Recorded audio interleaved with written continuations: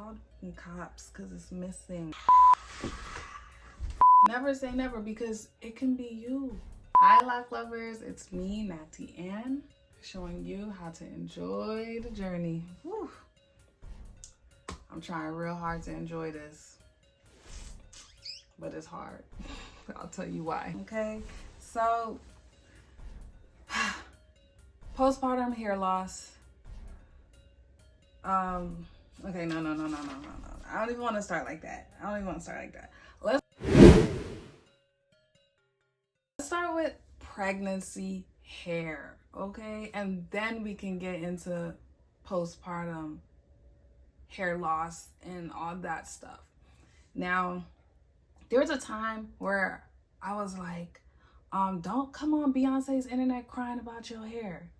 Lock lovers, we gotta let them know. Like, do not come up on the internet screaming and crying like that. Unless your hair is falling out from the roots, okay? If your hair is falling out from the root or it's just damaged and there's no return, okay, let it out, scream. But don't come up on this internet acting like that. I think I have a pass. I think I want to come on Beyonce's internet and cry about my hair. I think a lot of moms do. And I think we have that pass to do so, because what? Like, I thought that I would be exempt from the madness because I have locks. Yeah, I thought wrong, okay? I didn't know that your hair would change this much. Like, people say, oh my God, you know, my hair is thicker and better than ever during pregnancy. Okay, that's great. I already had thick hair, so that's not a problem for me. What happened to me during pregnancy with my hair, I still can't understand it. When I tell you that my texture changed, whatever was growing from the root, it just didn't feel like the same hair. And it felt as though the texture was straighter. And guess what? When you have straight hair, is it easy to lock? I don't think so. So as I'm going through my pregnancy, all those months, my hair texture feels different. It feels weird. The texture is straighter, and I'm retwisting it like normal. And when you retwist your hair, you're expecting it to lock as the months go by. Well, guess what? My hair was not locking. So I had new growth, okay, of just free hair, just open afro, about this long. And the rest of the hair at the bottom is locked. I think that if you even look at the top of my hair, like, let's be real, okay? Look up here.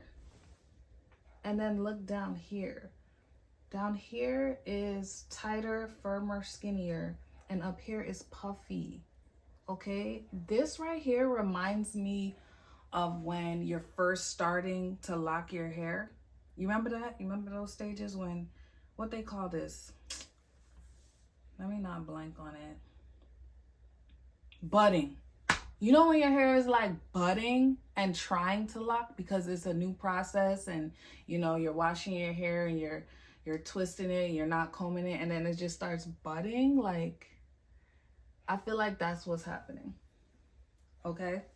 So I'm going through this texture change, okay? And the hair is just growing out of my scalp different. It's pretty straight. It's hard to lock. Every time I would retwist it, because I retwist my hair about once a month normally, right? So as I'm doing that during the pregnancy, it's just unraveling. The hair, I'm telling you, like, I wouldn't even make this up. The hair is literally unraveling. So I'm just like, what the heck? Now, during this whole time, I'm not stressing about it. I have a baby growing inside of me. I have other things to worry about. I'm not letting my hair stress me out. I commanded, demanded, and decreed a stress-free pregnancy, and that's exactly what I got. No matter what was going on around me, I was stress-free. So I'm not worried about it like that, but I'm noticing it, okay? So I know you guys are gonna be like, all right, so that was happening. What did you do about it? Absolutely nothing. I didn't do anything about it. I just let my hair be. I was like, okay, I don't wanna lock, it's just not locking. And even now, there's some locks that, I don't know, girls, like, let me see if I can find one. That there's like one that just, it's not trying to lock, and it's so weird. Like, okay, look at this. Look at this. Are you seeing that? Are you seeing how puffy that is right there? But there was one like that I noticed the other day that the roots, it's just not locked.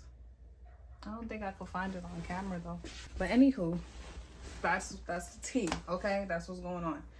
Okay, so y'all like, why you chose to sit there and not do nothing? Looking back, I feel like there were things that I could have done. I could have crocheted it, use a crochet tool to like manually force it to pretty much lock or interlock it. No, now, to be honest with you, those are two things that I do not know how to do. I am not educated on that, and I wasn't about to go and play in my hair and mess it up, you know, even more.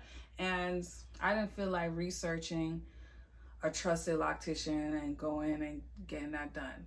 And another thing, I don't like to have two different methods in which I maintain my hair. I've been retwisting my hair for the whole duration of my lock journey, and I'm not really an advocate of retwisting sometimes and then interlocking sometimes, or retwisting and then crocheting. Some people do that, which is fine for them, but I'm just saying that's not something that I did or had any interest in doing. Maybe it would have worked for me. Maybe I can do it now. I don't know, you know? So that's that. But that's not the only thing, guys. Now that I have my beautiful baby boy, he's about 4 months old now, I am noticing another change in my hair, okay? So this is like, I'm what, 4 months postpartum now? I'm just gonna keep it a buck and show y'all what's really going on. Oh my God. Can I scream now? Look at my freaking edges.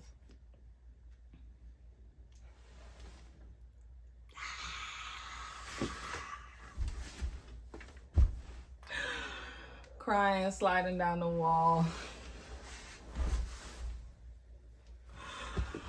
No, I'm playing. Shit. Where are they? Where? What edges? Call them cops, because it's missing. My edges are gone. Okay, and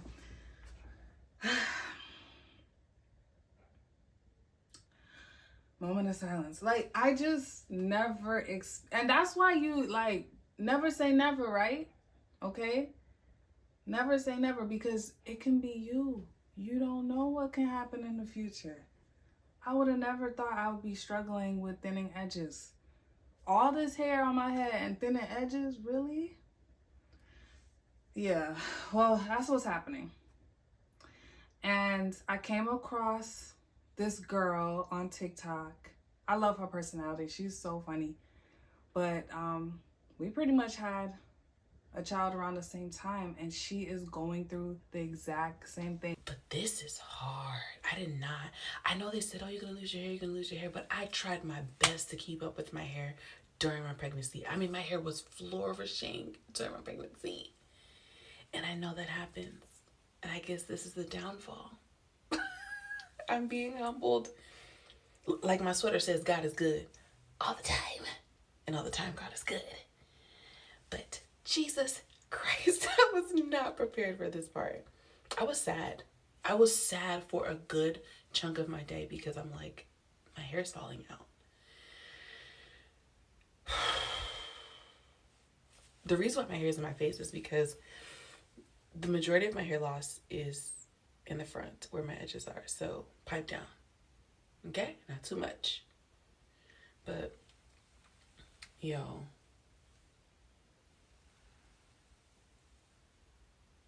Like, girl.